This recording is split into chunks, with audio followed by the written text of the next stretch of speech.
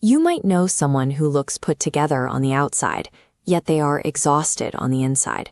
They spend hours analyzing a single text message, bending over backwards to keep everyone else happy, and fighting a constant hum of self-doubt. When people like this look back at their childhood, they often hit a wall. They see no obvious abuse, they had food and shelter, and parents who tried. Without a clear villain to point to, they usually conclude their anxiety is a personal defect. These feelings often stem from the quiet, repetitive interactions we brush off as normal parenting. This chronic adult insecurity is the logical output of a psychological operating system doing what it was programmed to do. Psychologists call this programming your internal working model. It is the invisible code that dictates how you relate to the world, and by the time you turn 5, most of that code is written. It is programmed by what your parents did day after day. This diagram maps out the 3 primary questions this operating system constantly tries to answer.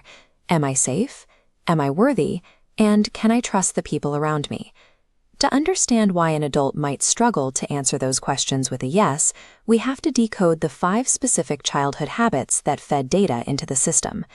Consider the adult who insists they are fine, right up until they have an explosive reaction to a minor inconvenience.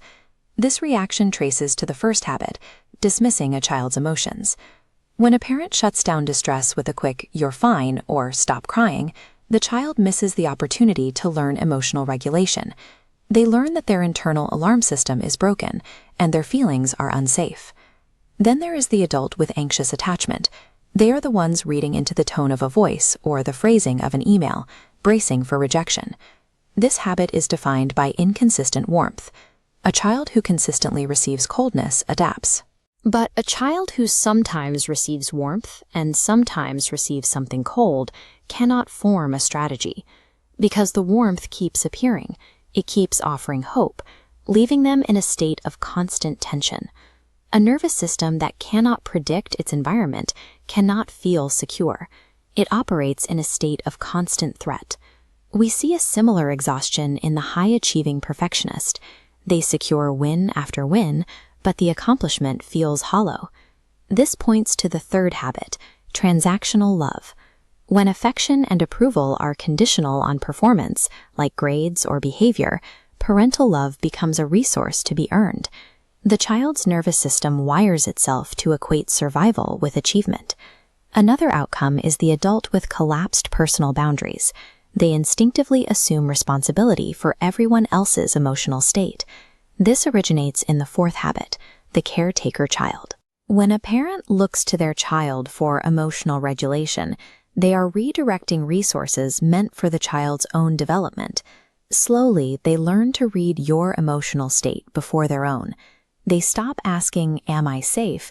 and start asking, "How are you? What do you need from me?" Both transactional love and parentification teach children the same lesson.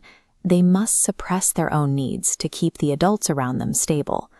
Finally, consider the adult who ghosts at the first sign of friction or turns every minor disagreement into a crisis. This behavior stems from habit 5, never repairing after conflict. A silent, unaddressed aftermath causes more damage than the initial argument. Without a moment of repair, the child is left alone with the emotional fallout.